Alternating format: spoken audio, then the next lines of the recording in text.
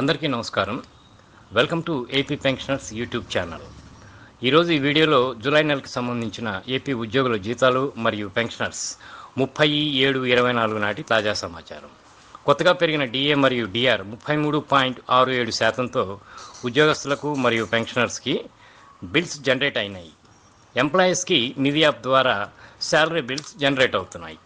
పెరిగిన డిఏతో bills generate అయింది లేనిది చెక్ చేసుకోండి.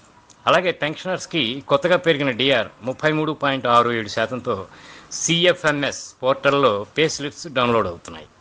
పెరిగిన డిఆర్తో పే స్లిప్ జనరేట్ అయింది లేనిది చెక్ చేసుకోండి.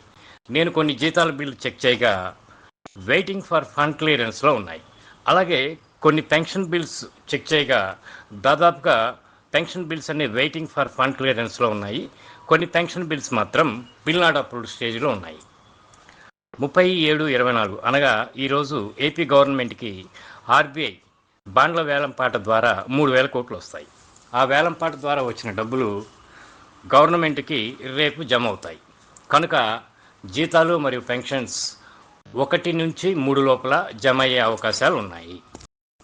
అలాగే ఎవరైతే పెన్షన్ బిల్స్ మరియు జీతాల బిల్స్ స్టేటస్ తెలుసుకోవాలని అనుకునేవారు వారి యొక్క పేరు, జిల్లా పేరు, ఎస్టీఓ పేరు మరియు సిఎఫ్ఎంఎస్ ఐడి నా మొబైల్ నెంబర్ 7732079619 నెంబర్కి వాట్సాప్ ద్వారా మెసేజ్ చేయగలరు.